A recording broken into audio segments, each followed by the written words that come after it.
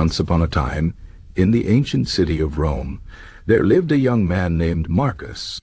He was kind, hard-working, and always eager to help others. But Marcus had one problem. He could never say no.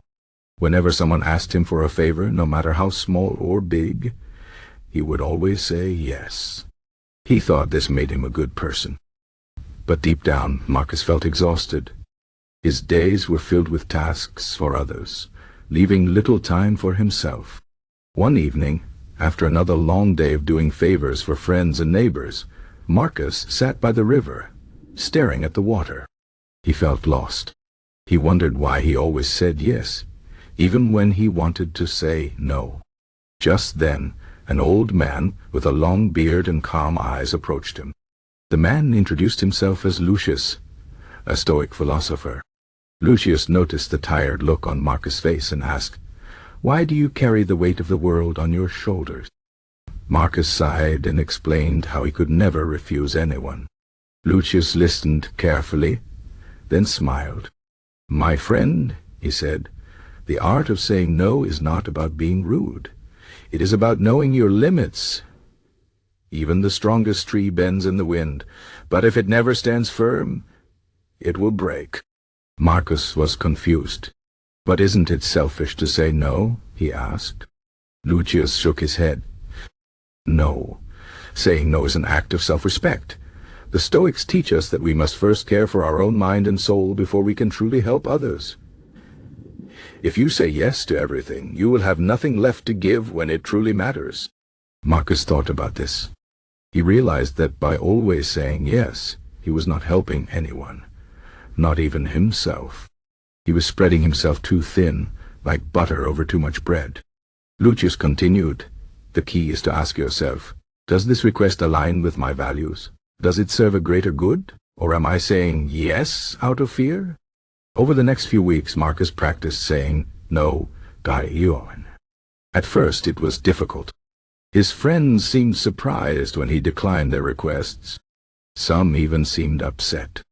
But Marcus reminded himself of Lucius' words, "You cannot control how others react. You can only control your own actions." Slowly, something remarkable happened. Marcus found himself with more time and energy.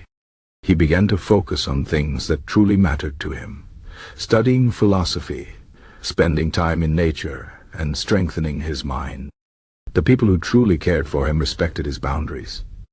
Those who only wanted favors drifted away, and Marcus realized they were not true friends. One day, a neighbor asked Marcus to help move heavy furniture. In the past, Marcus would have agreed without hesitation, even if it meant missing his own important work. But this time, he paused. He thought about his own tasks, and the exhaustion he used to feel. He politely declined, explaining that he had prior commitments. To his surprise, the neighbor simply nodded and found someone else to help. No anger, no resentment. Marcus felt a wave of relief.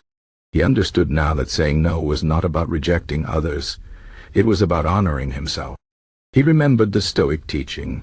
We must guard our time and energy like precious treasures. They are not infinite. As the years passed, Marcus grew wiser. He still helped others, but only when it felt right. He no longer feared the word no. Instead, he saw it as a tool for living a balanced life.